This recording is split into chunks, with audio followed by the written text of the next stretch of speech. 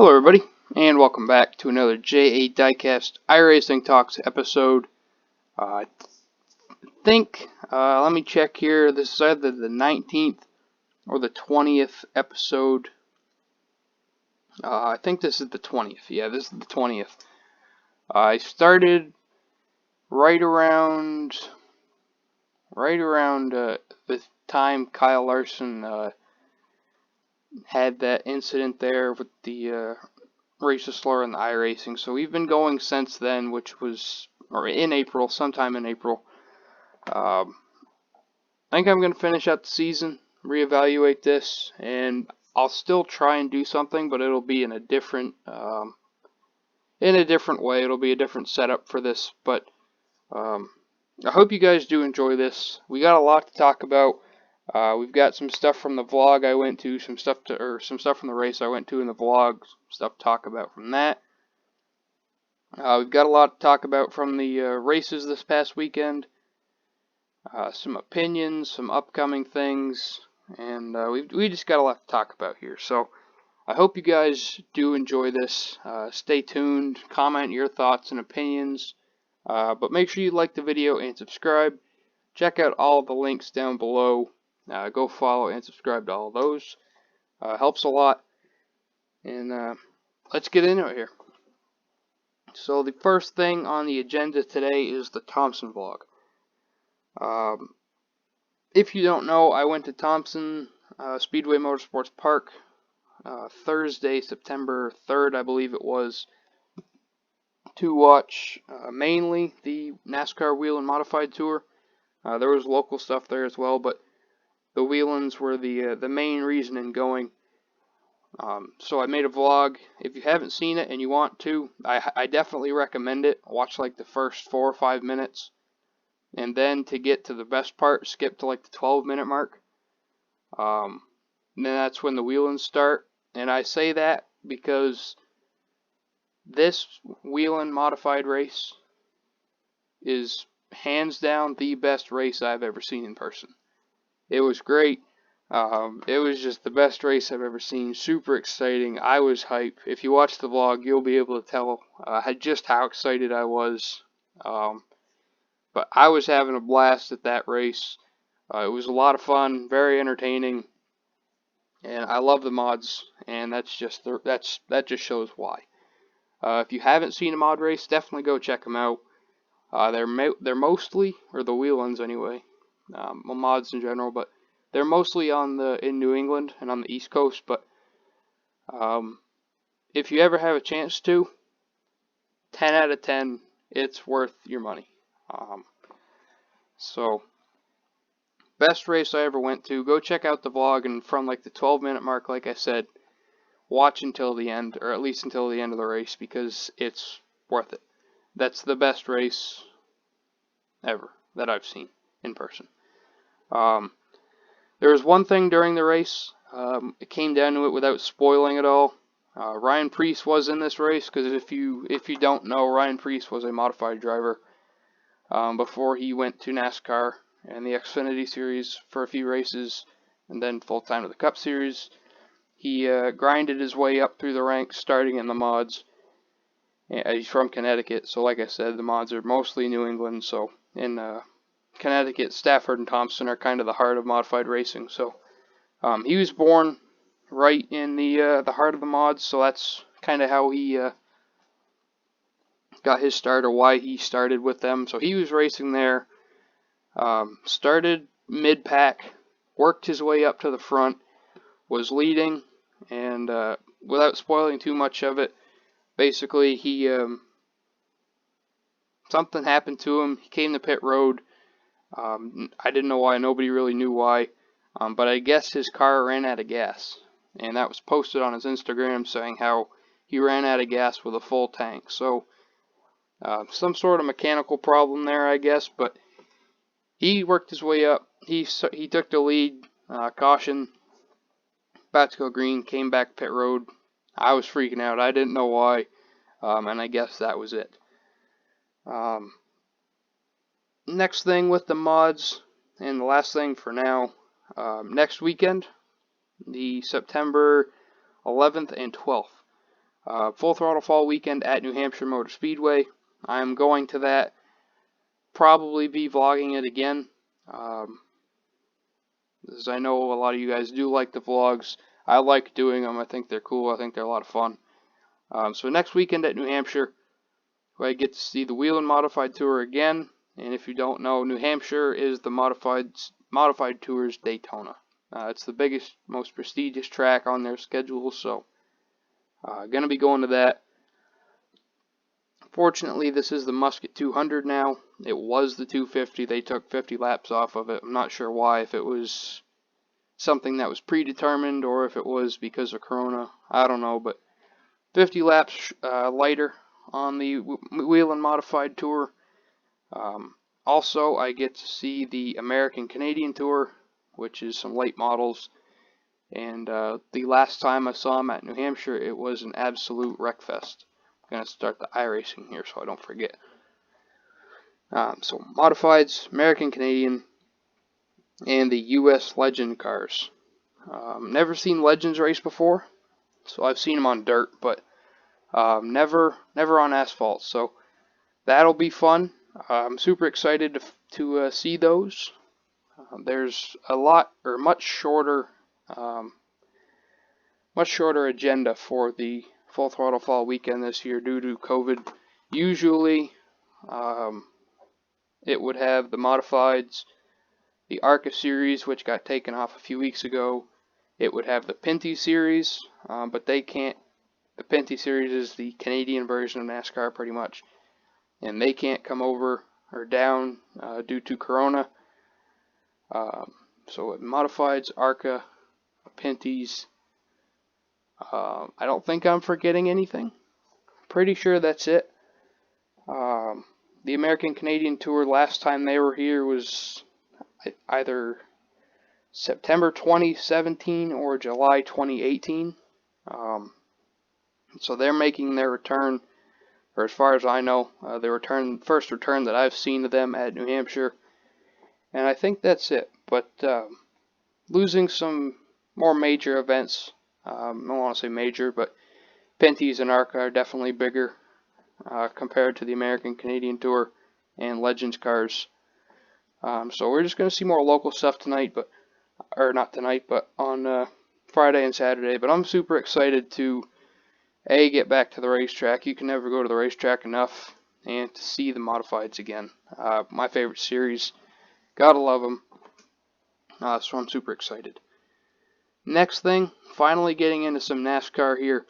The Xfinity race was on Friday, Cup, and or on Saturday, I believe, or not I believe. Actually, it was on Saturday.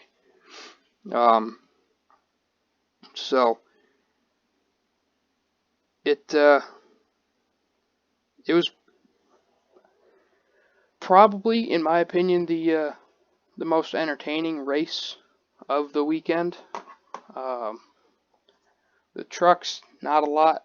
I mean, I don't want to say not a lot, but I just think the Xfinity race was the most entertaining. Maybe it's because I was doing stuff during the truck and cup race. Like, I was watching it, but I was trying to do something else, kind of half watching.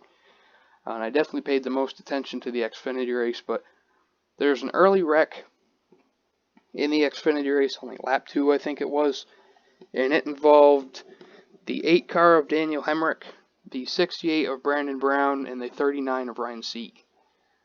Obviously, the 8 of Daniel Hemrick is not in the playoffs because it's a part-time car with different drivers, but the 68 and 39 are both going for playoff spots.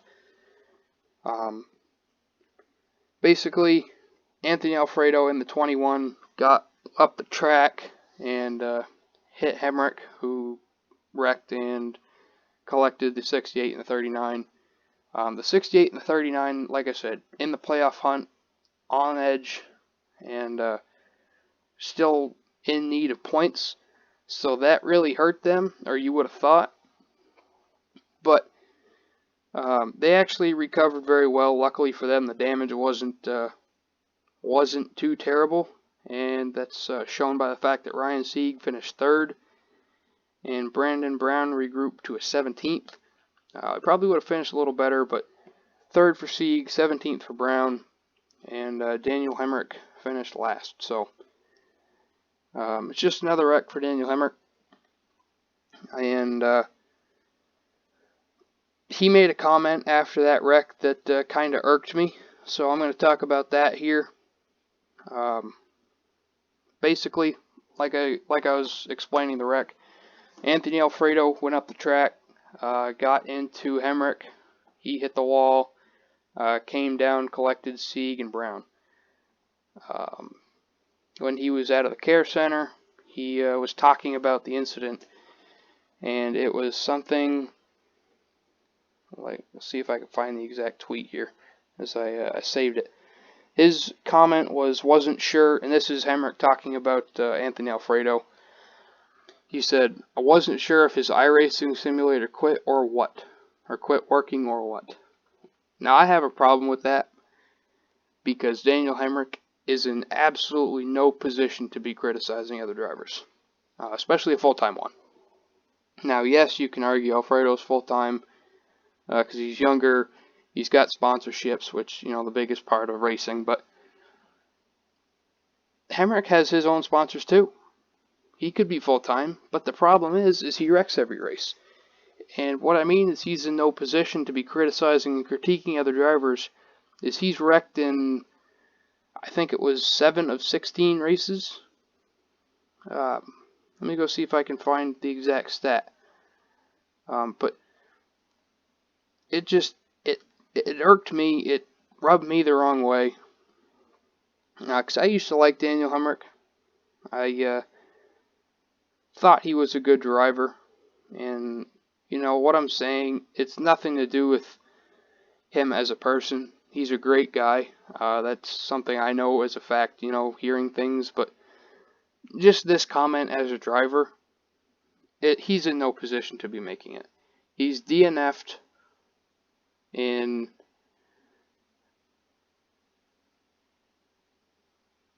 hold on here, 8 out of 16 races. So, he is DNF'd in half of his races this year. If you DNF'd in half of your races in a single season, would you be complaining about other drivers and saying, their iRacing simulator quit? I probably wouldn't. I mean, it makes you look like an idiot. And then he went on to say you only get so many chances per year. Him personally, he only gets so many chances per year, and that's the problem, right? He had those couple good years in Xfinity, never won. Then he went full-time Cup for a year, sucked. And now he's part-time in Xfinity and wrecking every other race. DNFing every other race. So, I just think he should have taken a back seat there. Just accepted what happened. Like, obviously he's frustrated because of how he's been performing. But, just take a back seat, relax. You're not in any position at the moment to be getting on other drivers like that. But moving on to the next thing, Denny Hamlin was in this Xfinity race. He likes to run Darlington Xfinity Series. He's done that. I don't think he did last year, but he's done it a couple times out of the last 4 or 5 years. Won both stages and pretty much dominated the race.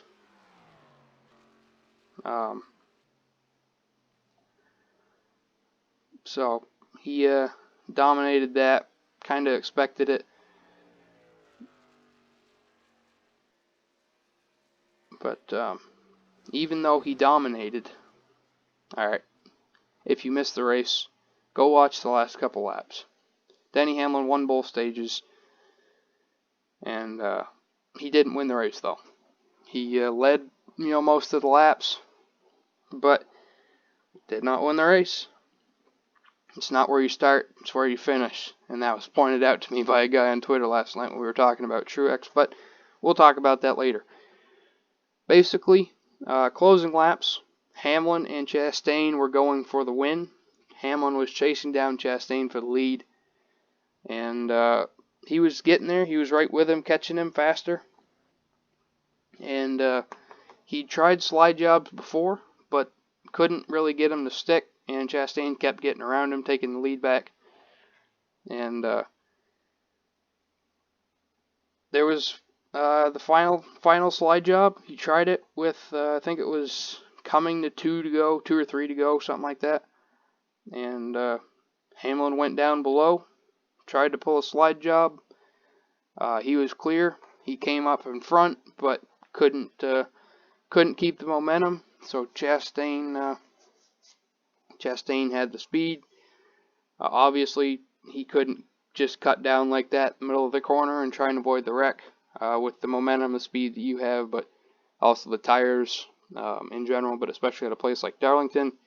He couldn't cut down in time, so he ended up driving right in the back of Hamlin, and that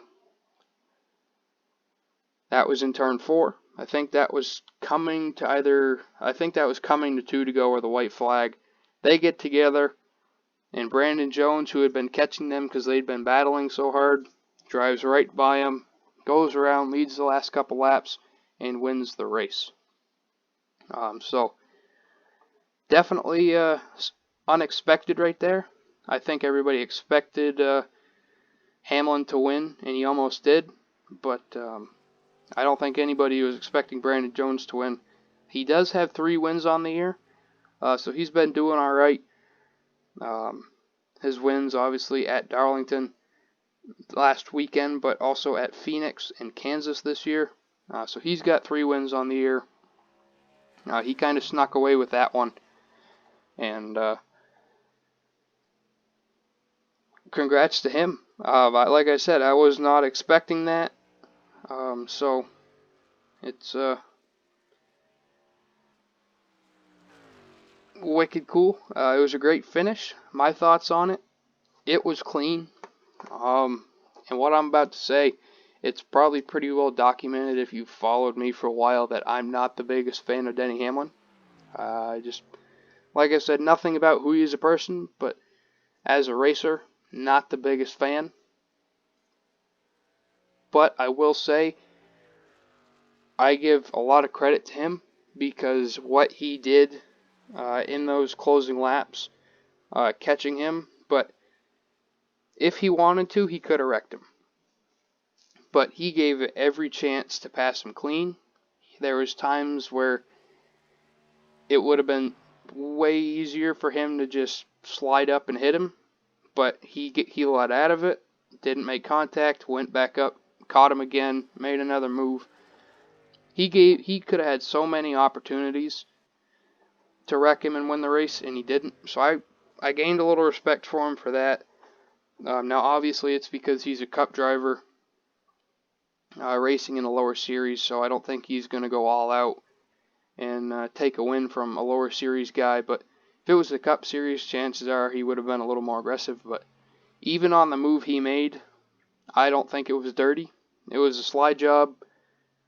Chastain couldn't cut down, like I said, his speed, the momentum, all that. Hamlin was clear by plenty, so it wasn't an issue of clear, not clear. He just went up, lost all his momentum. Chastain couldn't get down and ran right in the back of him. Can't blame either one of them, but that's my opinion on that. Clean racing, good stuff. Now we'll talk about another slide job later in the week, later in this episode that didn't work out, but for now I want to talk about Hailie Deegan and her weekend at the racetrack. She got into two incidents that were more talked about, I'll say. See if I can pull up the video here. See if I can find it anyway. Don't think I'll be able to, but maybe I will right here. So this first one here, coming to the white flag. This is the second of two, so I'm just talking about this one first. But there was one earlier in the race, so I'll actually go in order. The one earlier in the race, the first one, she was on the bottom. Brett Holmes was on the outside, and It kind of looked like they went into the corner, they were tight, they were racing. It kind of looked like she turned up and hit him. He went around, spun out, came back and finished second, I believe. But it looked like she drove up and just turned him. It could have been the camera angle, I don't know. Because it's one of those camera angles you can't really tell, especially being in the corner like it was. But it definitely looks a little bit like she just drove up and turned him. I wasn't watching the race. All I saw was that one angle and that one replay. But if you saw it, let me know your thoughts about it. And the second one was coming to the white flag. She was on the outside. Ty Gibbs was on the inside. And they went into the corner almost like an identical thing that happened with her and Holmes. And it looked, that was just racing. That's what it looked like to me. Sam Mayer won the race, but on that last lap, the Gibbs-Deegan one looked like they just went in the corner and met. Again, same as the Holmes-Deegan one. Let me know your comments below. I love to talk about it. If you watch the race closely, let me know what you thought. But first one kind of looked like Deegan went up. Like I said, I can't really confirm, but it's kind of what it looked like. Second one looked like it was just racing. Now moving on to the Truck Series. Not a whole lot to mention from this one. The finish was pretty exciting. It is the Truck's first time back at Darlington since I think it was 2011. But Sheldon Creed and Brett Moffitt, it was their race.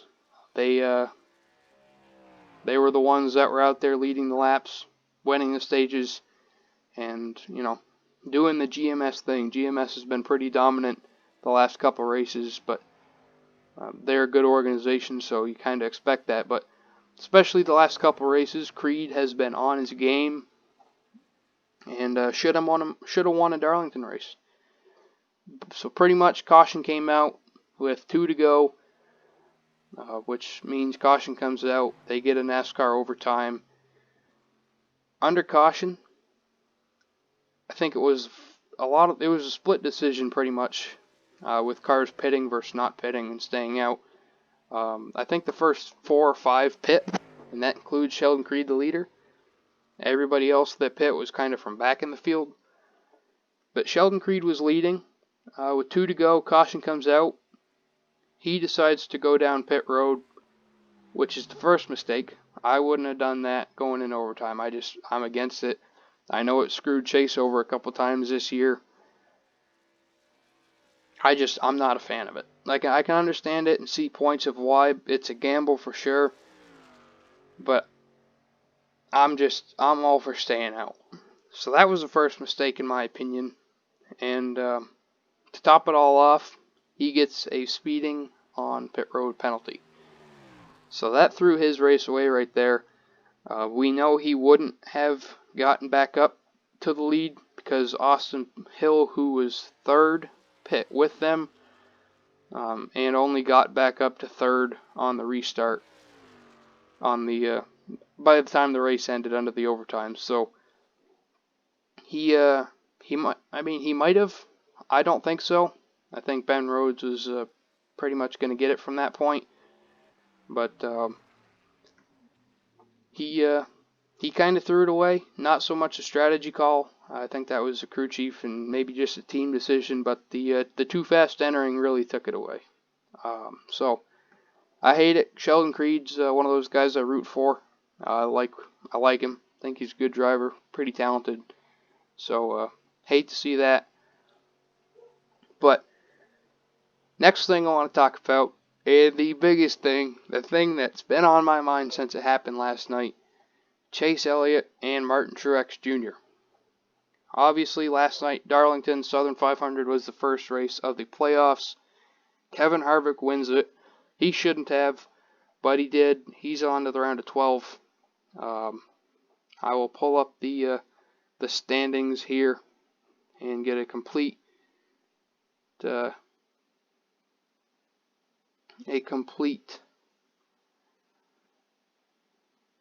a complete evaluation of the current playoff standings. So, after race 1 in the round of 16, it's Kevin Harvick, Denny Hamlin, Joey Logano, Brad Keselowski, Alex Bowman, Martin Truex Jr., Chase Elliott, Austin Dillon, William Byron, Kyle Busch, Kurt Busch, Eric Almirola. That's your top 12. Eric Almirola and Clint Bowyer currently tied with 0 points. So that means Eric Almirola has the better finish out of the two after the first race. So Eric Almirola in 12th, Clint Bowyer 13th, Custer 14th, Matt DiBenedetto 15th, and Ryan Blaney 16th, last in the playoffs, 17 points out. So at this point, after one race, it's still anybody's spots to make it. It's still a pretty close battle. Ryan Blaney had a penalty before the race that kind of screwed him, because he went from, I think it was 7th or 8th before the race, to having that 10-point penalty for improperly mounted ballast, to being, I think it was 13th or 14th before the race even started. So he was in before the race started, and before or after inspection before the race, he was out. So he has to work even harder now, 17 points below. But he's also tied with Matt DiBenedetto for 17 points below the cut. Cole Custer is 3, and like I mentioned, Clint Bowyer and Eric Almirola are tied. Now let's talk about the biggest thing here. Closing laps. Chase Elliott's leading. Martin Truex Jr. second place. Kevin Harvick third place. Chase Elliott had been leading a lot of the laps that race. It was between him and Truex pretty much. Those were the two fastest cars on the day. Right around 30 to go. Just a couple laps after caution, a couple laps after a pit stop. Chase Elliott's leading. He's racing with Martin Truex Jr. Truex catches him. Chase is holding him off, gaining on him in 1 and 2. Truex is gaining in 3 and 4. They're staying about even.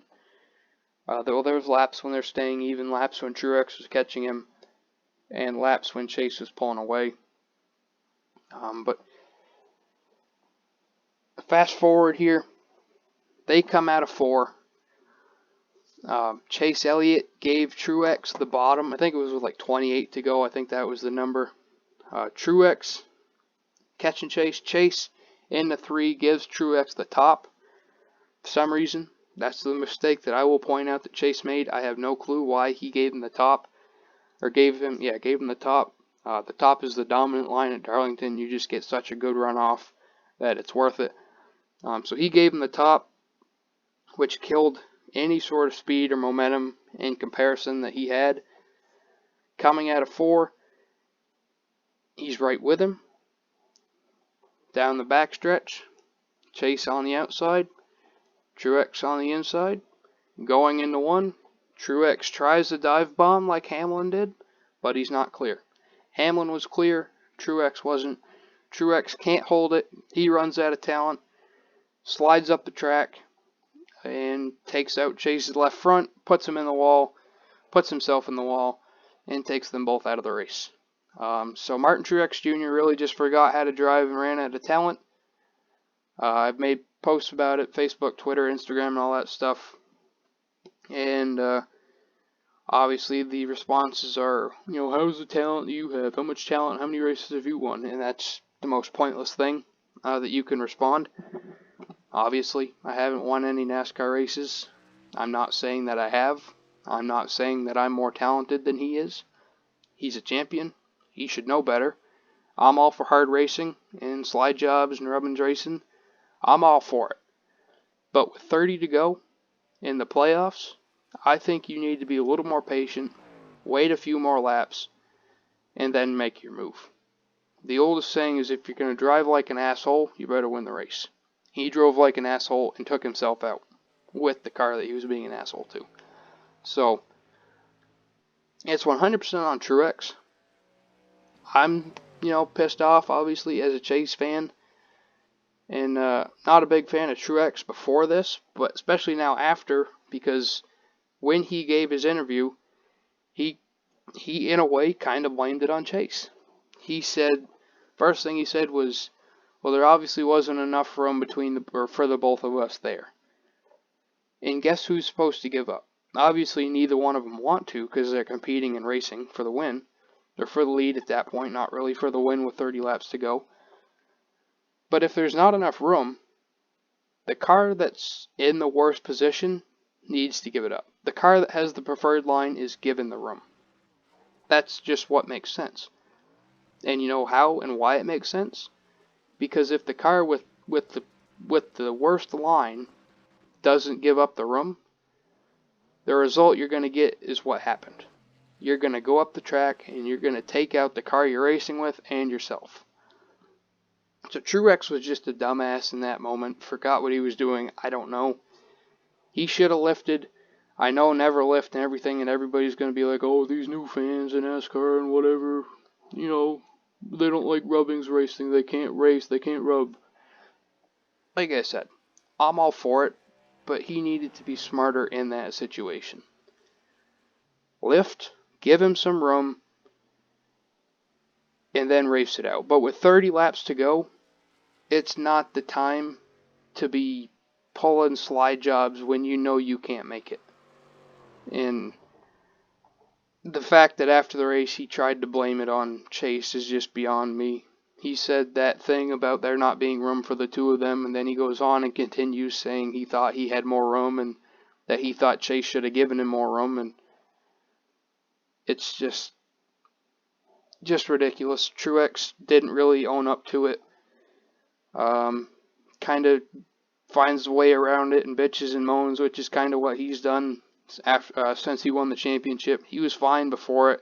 He was a good old boy before that, and then he won the championship, and now all of a sudden thinks that NASCAR needs to give him every spot when he's being raced hard, and he doesn't like racing hard. So, not a fan of Truex.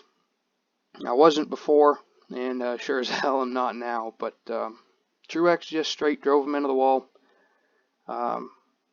Even though it was unintentional, that's what he did, and then tried to blame it on Chase, the guy he drove into the wall. So that's my take on it. I'm pretty sure that's the not the universal opinion of NASCAR, but a majority of it. Obviously, there's those guys that hate Chase just because of how popular he is, that are blaming Chase as well. But we don't talk about those people because they're just idiots as well. So next thing here. We're going to stay a little bit on that Chase Truex topic, but not completely. On the radio, on the cool down lap, Kevin Harvick said, I don't even know how he did that. And I made it, this is from my tweet. That's what Harvick said. I put that in quotes, and then below I said, me, an intellectual, in quotes, because Martin Truex Jr. ran out of talent and put himself in the leader in the wall. So I said that. I was pretty aggravated last night, but I also think it's funny because there's this tweet from Sherry Pollux from Martinsville in the playoffs in the 2018 season when Logano was he doored Truex going for the win in the last 2 laps. I think it was actually on the last lap. He doored Truex going for the win. They both raced, made it to the line, and Sherry Pollux tweeted, and I quote, bullshit. He raced him clean for 6 or 7 laps and never touched him. He would have never dumped him for the win. Rubbed? Yes. Dumped? Nope. You don't know him very well. Like I said, they both raced to the line. They finished 1-2. Let's fast forward to last night. Wow. First of all, I wasn't driving it. Second, I'd rather have a driver that goes for it than plays follow the leader until the end. Third, he has 27 career Cup Series wins, or career wins, and a Cup championship. So his jack shit driving must be working out pretty good for him. So, she's an idiot too, apparently. I don't even know what to say to that. That's hypocrisy at its finest. Obviously, she doesn't know racing that well, apparently. Because for one, Truex didn't get dumped at Martinsville. Like I said, he got doored, rubbed, as she quoted, rubbed. And they raced to the line 1-2. Last night, Truex takes them both out. I don't even know where Truex finished, but Chase finished like 20th. He just fell like a rock. So,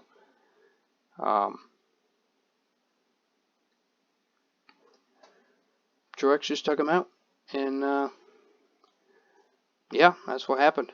So pretty fired up about that, as you can probably tell. But it's also more so because Chase, obviously, if he won the race, would have been in the next round. But he was probably running. He was going to be either 4th or 5th at the end of the race, even if he didn't win. And after that incident with Truex, he's now 7th. So he's still in the round of 8 as of now. But we know how fast things can change. So we just gotta hope that this kind of goes for a little motivation for him, and kind of gives him a little more determination to go out there and make the Final Four and win the thing, win the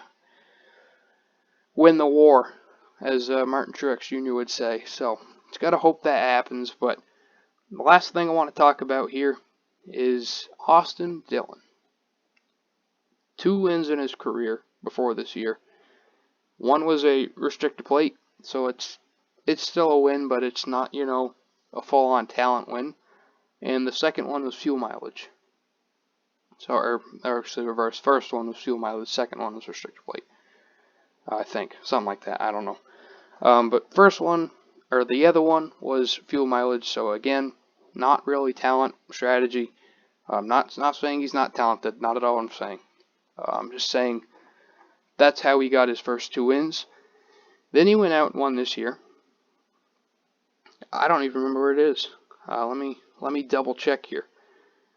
But he's got those first 2 wins in his career.